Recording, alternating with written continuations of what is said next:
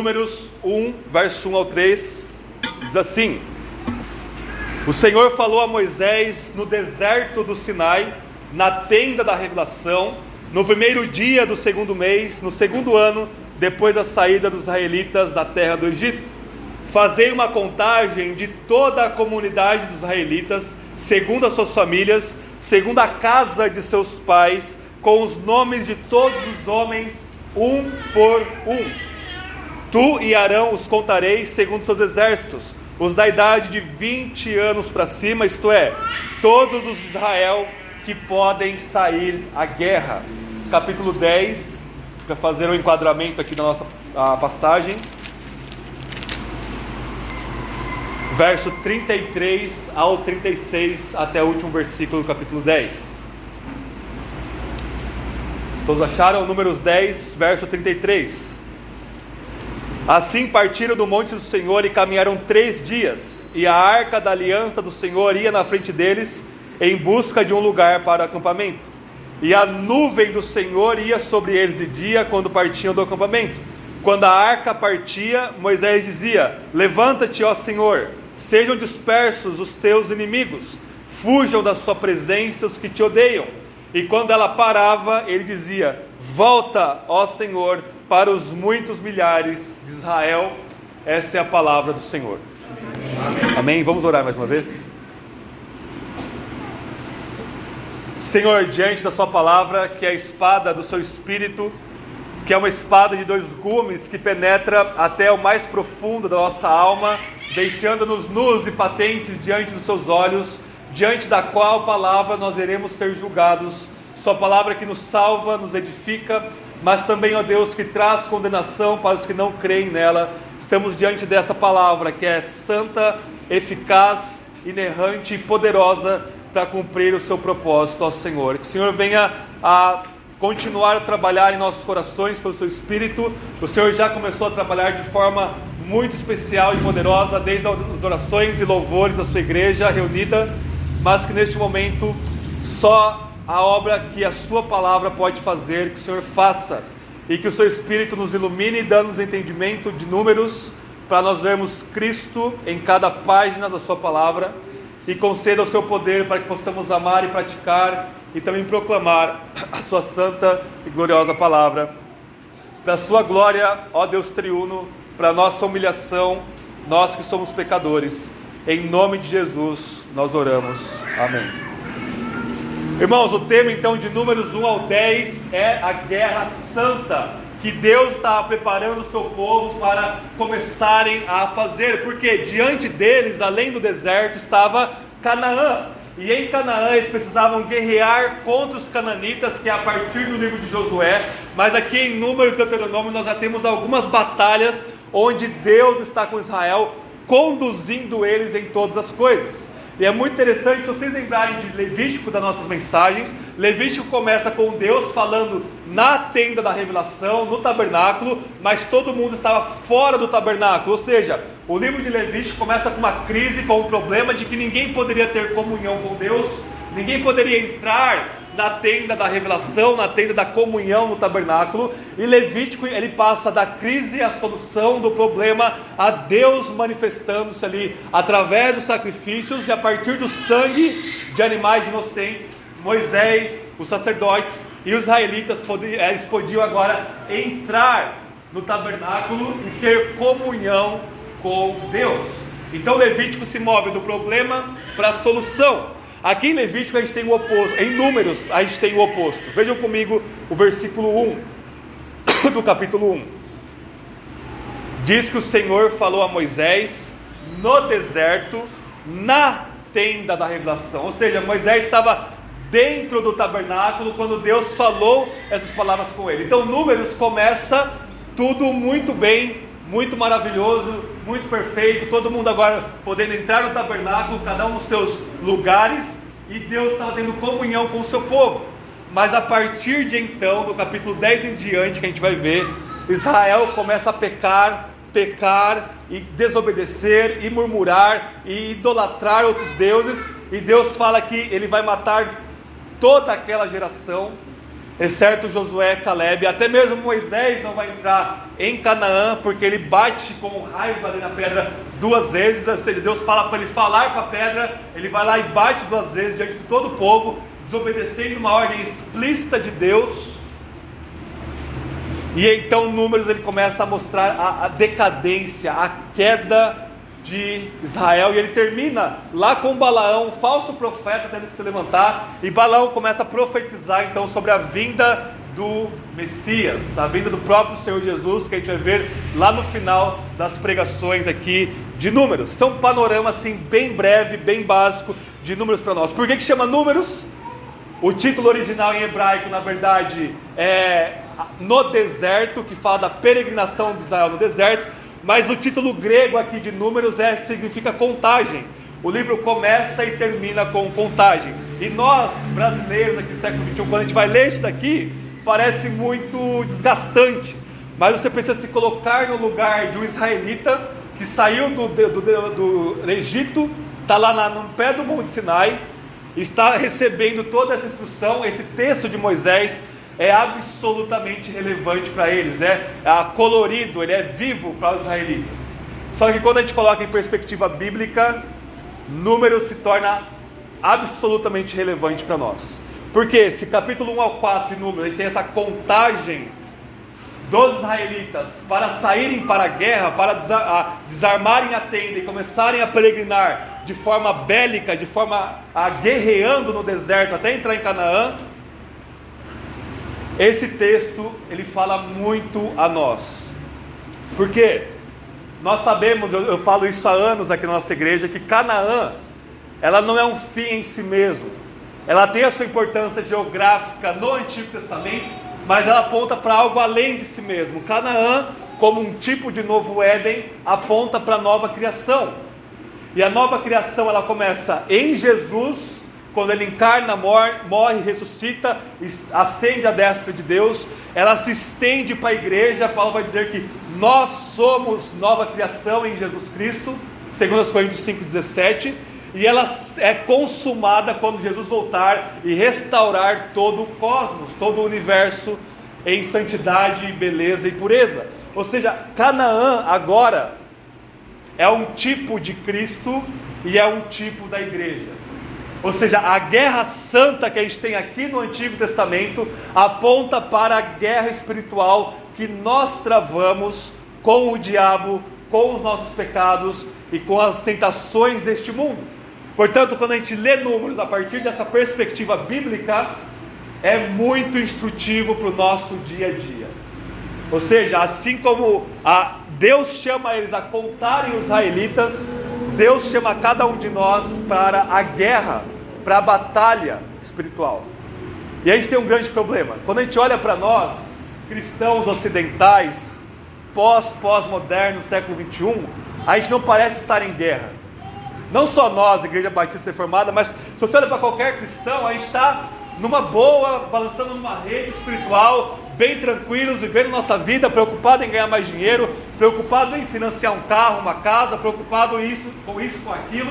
A gente não parece estar em guerra. A gente sai para festas com os nossos amigos, para curtir, para festejar, porque nós estamos num país que até o momento não existe lá muita perseguição religiosa. Mas quando a gente olha para o mundo, em países fechados, islâmicos, comunistas, quando você olha para esses cristãos lá, você vê uma outra expressão, um outro tipo de expressividade, um outro estilo de vida. Você olha para aquela pessoa e você diz, essa pessoa está em guerra espiritual. Porque quando a gente lê as histórias da guerra, a gente teve 2 guerras mundiais no século passado para ilustrar bem o nosso ponto, mas a gente tem guerra até hoje com a Ucrânia e Rússia ainda. Quando você vê as pessoas ali, os soldados em guerra, é um outro tipo de vida, irmãos.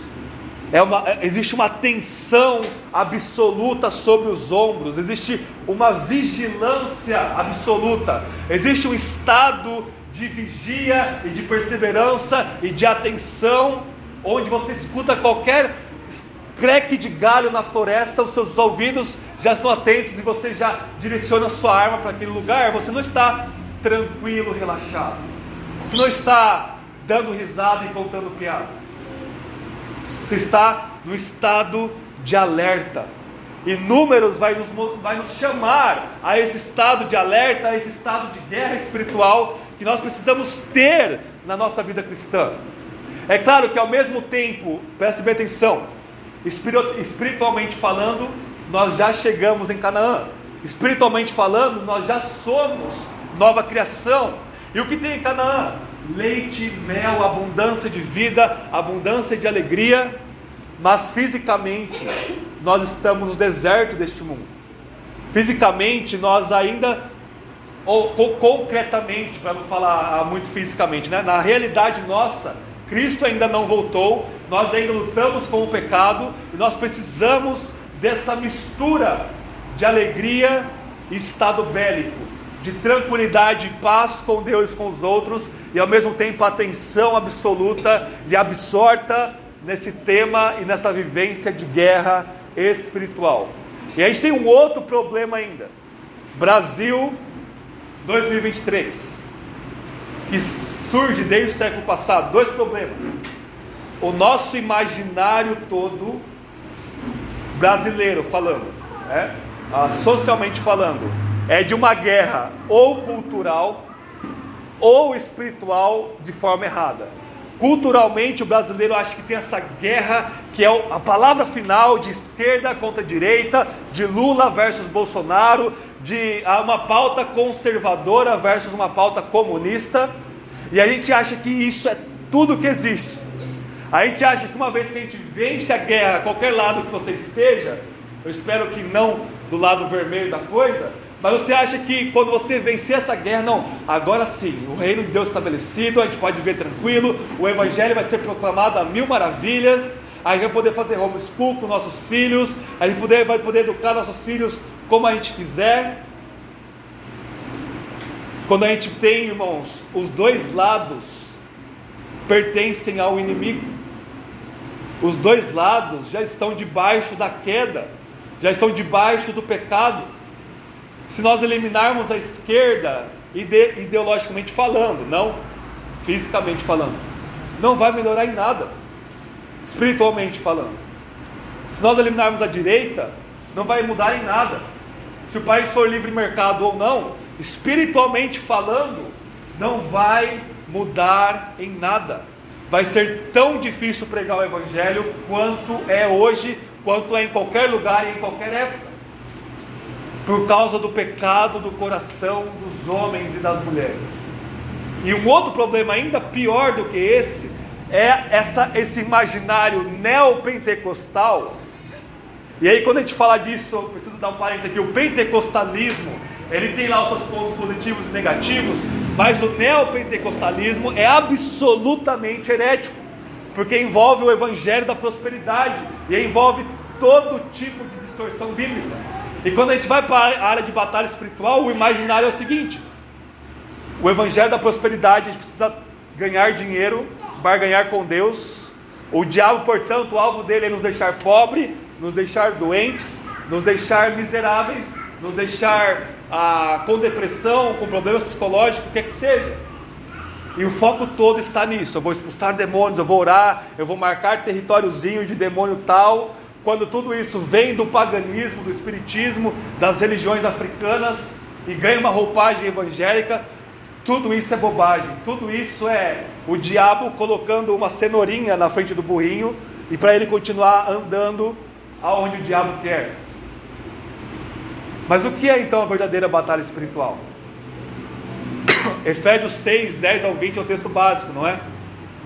O que a gente tem lá? A gente deve vestir o quê?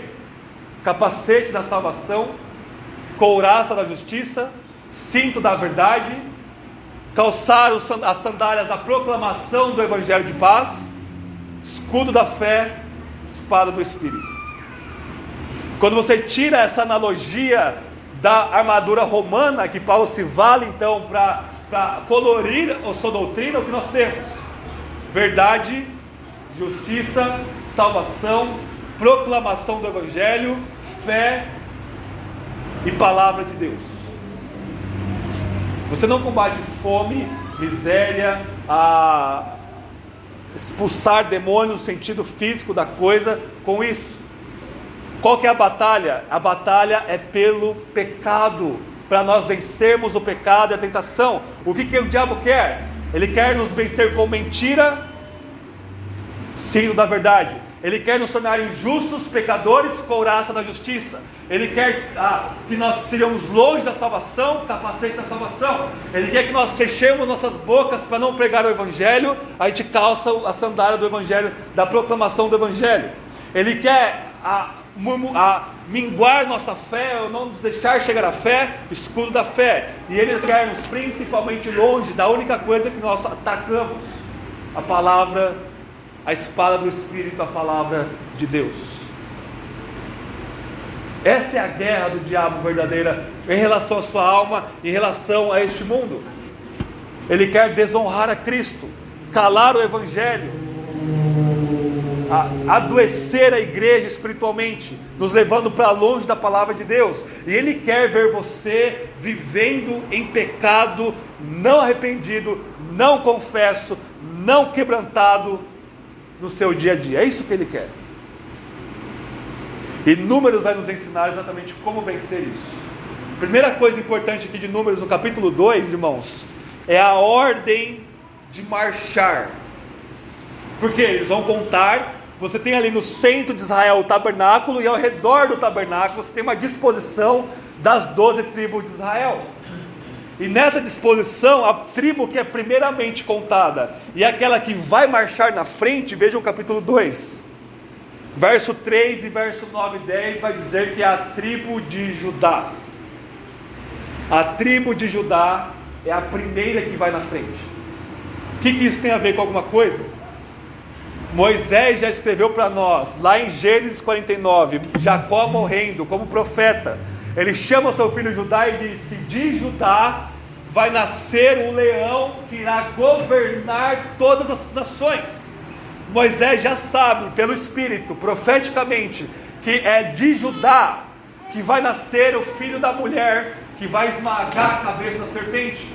É por isso que Judá marcha primeiro. O que isso se aplica a nós?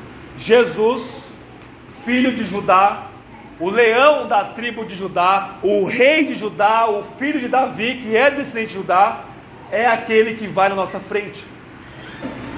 Ou seja, toda aquela armadura que a gente vê lá em Efésios 6, Paulo tira lá de Isaías, e em Isaías é Deus e é o Messias, o filho de Davi, que veste essa armadura. Ou seja, é Jesus que encarnou e lutou na nossa frente. Não é você que vai lá com o peito aberto lutar contra o diabo, não. Judá, o filho de Judá, Jesus, como rei, ele veste essa armadura. Ele é aquele que é a verdade, é a justiça, é a palavra de Deus, é a nossa paz, é a nossa salvação. E ele vence o diabo, ele vence o pecado, ele vence as tentações. Como o novo Adão, ele não estava num jardim coberto com a bênção de Deus, ele estava no deserto, 40 dias sem comer. O diabo vem tentá-lo e ele vence o diabo com o quê? Com a espada do Espírito, citando Deuteronômio 3 vezes, está escrito, está escrito, está escrito, e ele começa a marchar, e não há nada que o pare, não há doença que fique, não há demônio que fique, e de forma última, ele é pendurado no madeiro, recebe a nossa maldição, a maldição de Deus em nosso lugar, vence o nosso pecado, ressuscita, sobe a graça de Deus, derrama o seu Espírito, e o Espírito começa a aplicar a sua obra, e nos transformar em novas criaturas, e nos vestir com a armadura de Deus. Portanto, irmãos, a batalha já está vencida, o diabo já está derrotado. O diabo, ele não dá um passo se aquele homem de Nazaré, Jesus, não o permitir. Ele tem um pouco tempo entre a primeira e segunda vinda de Cristo para demonstrar a sua fúria, mas ele já está derrotado. Ele não pode tirar a sua salvação, ele não pode tocar no seu coração para fazer você desviar, porque o sangue de Cristo conquista para nós uma salvação eterna. O nosso capitão não é como Moisés. Ele é muito maior que Moisés, ele não peca. E ele nos leva até Canaã, ele nos leva até a terra prometida. Não há nada que nos tire das suas mãos. João capítulo 10. Portanto, é aquele mistura que eu falei para vocês. Você tem uma paz, e essa paz te capacita a lutar contra o diabo e seus demônios. Não contra a política, não contra as pessoas, mas contra o pecado, o diabo e a tentação. Você quer vencer os seus pecados?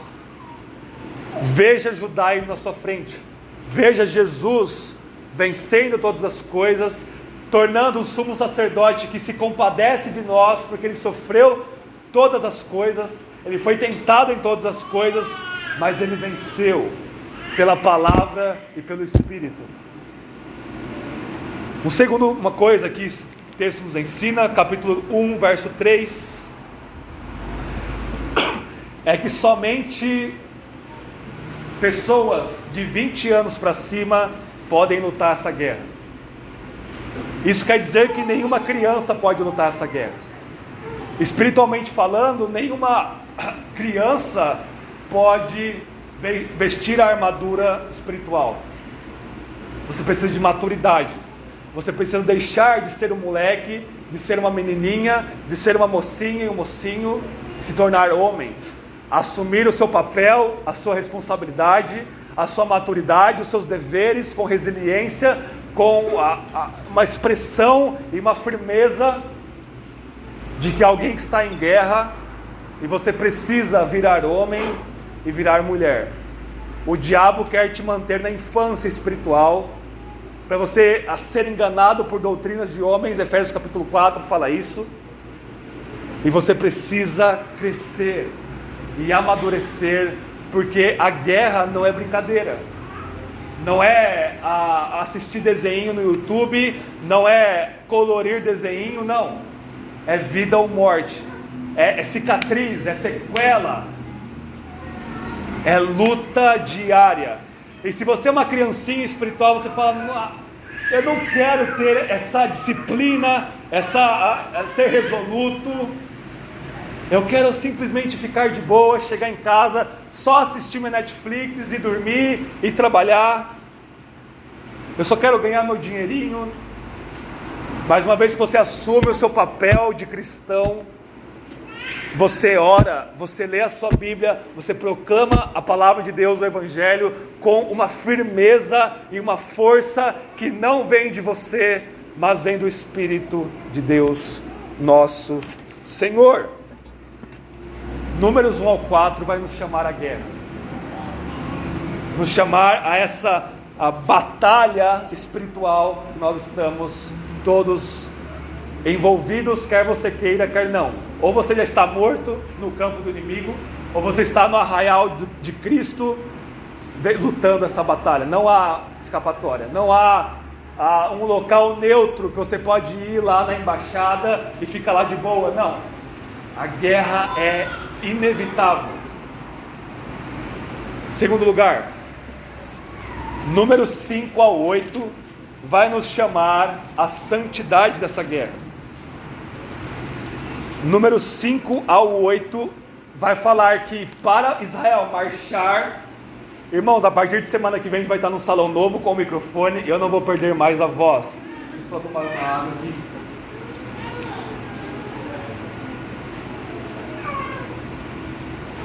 Números 5 ao 8, o que nós temos? Deus vai falar assim: olha, não pode ter adultério entre vocês, capítulo 5. Se vocês quiserem se consagrar a mim de forma mais difícil, entre aspas, vocês podem fazer o voto de Nazireu, capítulo 6. E o capítulo 7 e 8 vai falar do tabernáculo. Ou seja, vocês precisam consagrar o tabernáculo a mim. E no centro disso tudo está o número 6. Número 6, verso 22 ao 27, que é a bênção sacerdotal. Estão acompanhando aí? Presta atenção no que está escrito e não nessa voz que vos falha. 3 vezes Deus fala aqui em número 6, verso 24: o Senhor te abençoe e te guarde. Verso 25, segundo lugar: o Senhor faça resplandecer o seu rosto sobre ti e tenha misericórdia de ti. Verso 26: o Senhor levante sobre ti o teu rosto e te dê paz. Em meio a toda essa guerra, Deus dá essa bênção sacerdotal e diz assim: eu vou abençoar vocês, eu vou iluminar vocês e eu vou dar paz para vocês. É isso que vocês precisam, da minha bênção, que consiste em iluminação, que consiste em paz. Isso é santidade, aqui em número 6. Santidade é você ser abençoado por Deus. Ser abençoado por Deus é você ser iluminado por Ele, e ser iluminado por Ele é você ter paz com Ele. Paz com Deus e paz uns com os outros. E nessa paz, nessa shalom, nessa harmonia, nós marchamos em guerra e ao mesmo tempo nós nos santificamos, porque essas duas coisas são uma só. É por isso que a guerra está atrelada aqui à santidade, porque eles não poderiam dar um passo em guerra em pecado. Eles não poderiam dar um passo, uma trombeta sem santidade. Esse é o ponto aqui. E o que é essa santidade? É ter paz com Deus. É estar ok, quite com Deus. Isso é paz com Deus aqui. E o verso 27: assim invocarão o meu nome sobre os israelitas e eu os abençoarei. Ou seja, você só vai invocar o nome de Deus, você só vai crescer em santidade, você só vai ao Senhor em oração se Ele primeiro chegou até você com bênção, luz e paz. Você não vai invocar o nome de Deus se Ele não chegar a você com essas 3 coisas. Ou seja, se você quer ser santo, você ou já é santo, está crescendo em santidade, ou você vai invocar o nome do Senhor, e o fato de você invocar quer dizer que Ele já chegou até você com a sua bênção espiritual de salvação, com paz e com a luz do Evangelho do nosso Senhor Jesus. E para concluirmos, antes que eu coloque o mute aqui na garganta, né? Capítulo 9.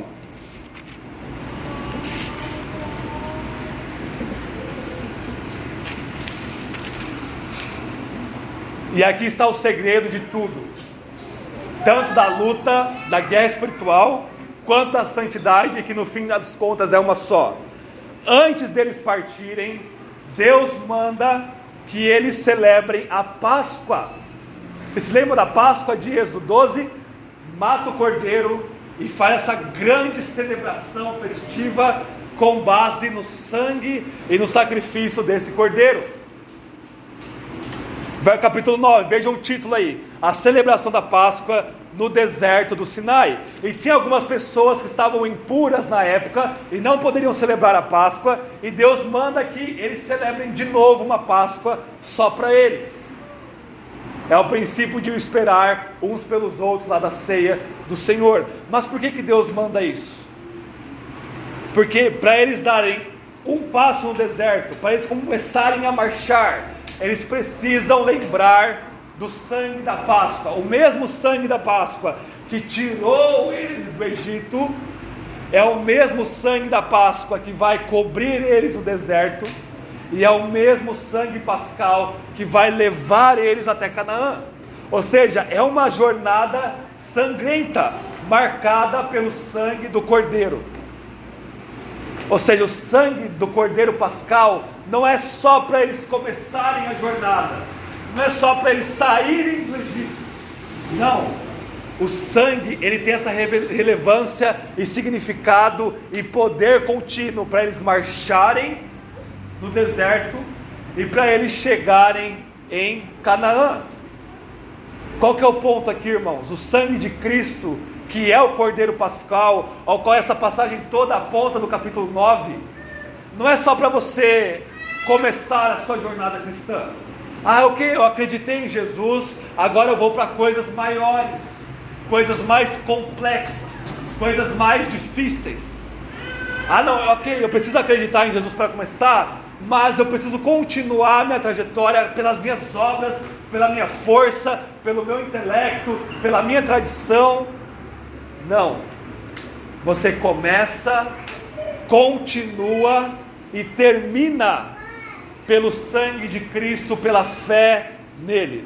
Você não dá um passo na sua vida espiritual nesse deserto deste mundo se não for pelo sangue de Cristo. Ou seja, você creu em Jesus no passado, isso é o que te dá salvação, mas o que te continua na trajetória da fé é a mesmíssima coisa. É você olhar para Cristo pela fé, ver o seu sangue derramado e dizer: é suficiente para não apenas me justificar e me salvar, mas para me santificar, para me perseverar, para me preservar. O que te vai fazer entrar naquela porta da Nova Jerusalém é o sangue de Cristo sobre a sua cabeça. Lá em Hebreus capítulo 12 diz assim: Jesus, ele é o autor e consumador da nossa fé. E o texto grego tem duas possíveis leituras, e eu gosto das duas.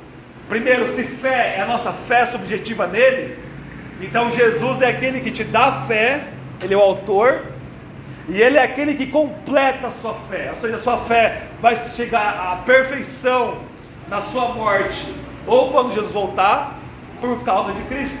Ele é o autor e consumador da fé. Mas se fé for algo objetivo, ou seja, a nossa salvação, então o texto grego se lê assim: Jesus é aquele que inicia e que termina a corrida da fé. Ou seja, a salvação nossa, ela foi começada com Jesus, quando ele encarna, e ela foi completada por Jesus, quando ele morre, ressuscita e se assenta à direita de Deus. Não tem nada que você faça para isso. Não tem uma boa obra, uma palavra, um conhecimento, uma tradição que te conquiste salvação, ou que te preserve na salvação. Tudo isso, conhecimento, boa obra, santidade, flui das veias de Emanuel para nós. É uma dádiva, é um resultado, é o fruto. Mas, meus irmãos e irmãs, a obra ela já foi consumada na cruz. Quando ele diz está consumado, ele não estava dizendo: não, eu consumei uma partezinha aqui, agora é com vocês. Não, está tudo consumado. E qualquer maldito pregador que fale para vocês que a salvação é por obras, está entregue nas mãos do diabo e da mentira e do engano. Por quê? Porque está pervertendo o evangelho. Paulo diz aos Gálatas: se alguém falar uma palavra diferente do evangelho que eu tenho pregado para vocês, pode ser até eu, Paulo, ou um anjo do céu que seja, é anátema, é maldito, porque está se desviando do evangelho. Por quê? Está pegando o sacrifício completo de Cristo, olhando para isso e dizendo: não me basta, eu preciso aqui, na força do meu muque, continuar a salvação. E o que vai acontecer? Morre no deserto, igual toda essa geração aqui de Números. É isso que Números está gritando para nós aqui. Não é simplesmente sobre contar um povinho lá do século 15 a.C., não. O Espírito está inspirando Moisés para falar para nós hoje que a batalha ela é árdua, mas ela já está vencida. Você luta, você soa, você sangra, você chora, mas você sabe que Cristo venceu todas as coisas. Abram comigo em Apocalipse para nós terminarmos. Apocalipse capítulo 12.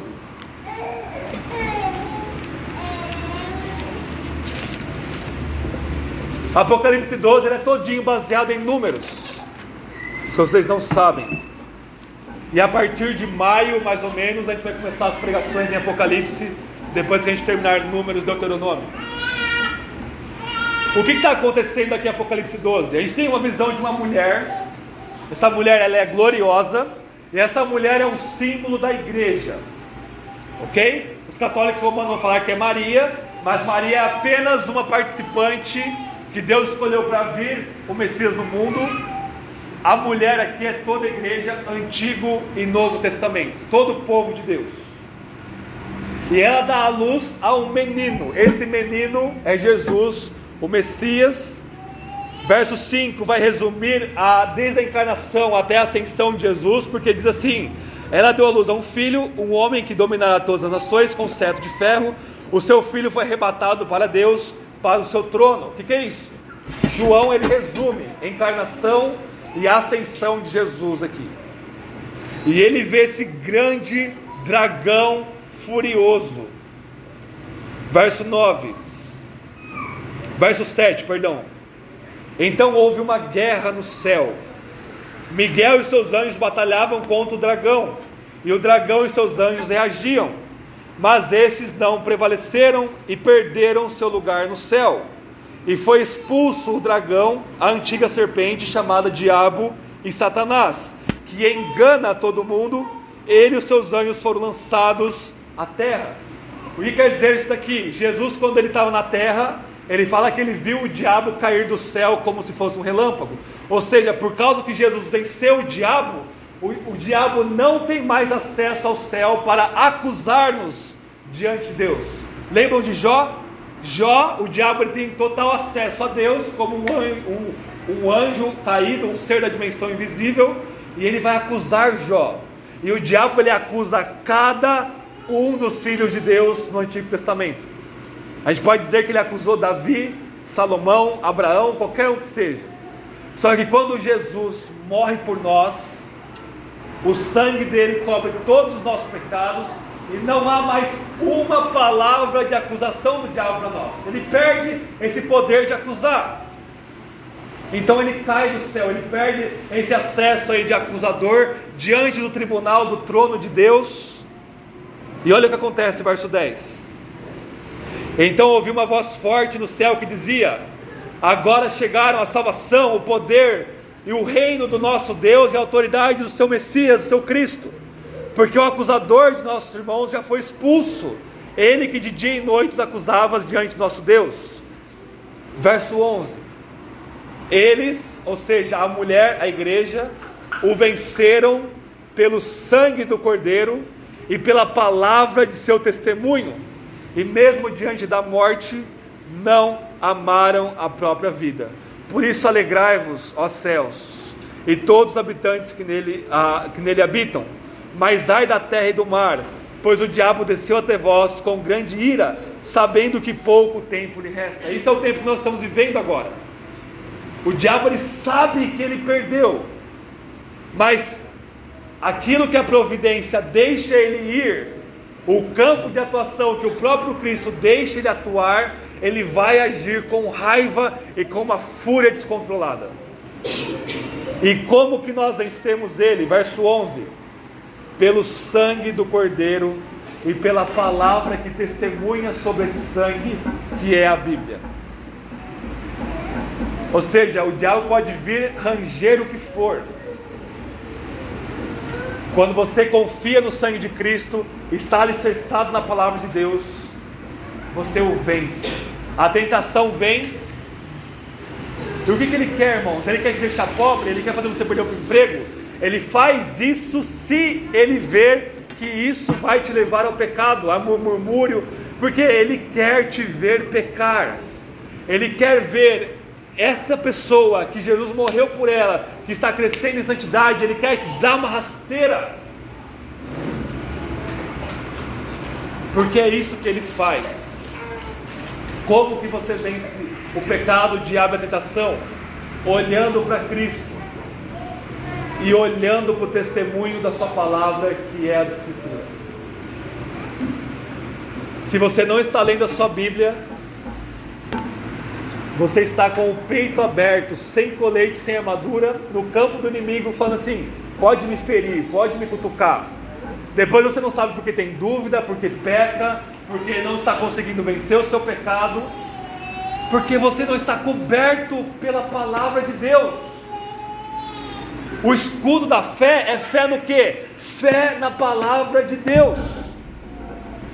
O que vai te dar verdade, justiça, salvação? A palavra de Deus te levando até Cristo pelo poder do Espírito.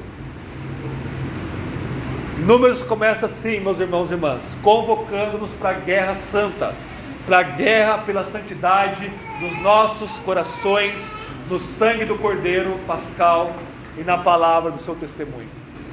Se não, apenas se joguem na boca do dragão e vejam o que acontece. Vamos orar?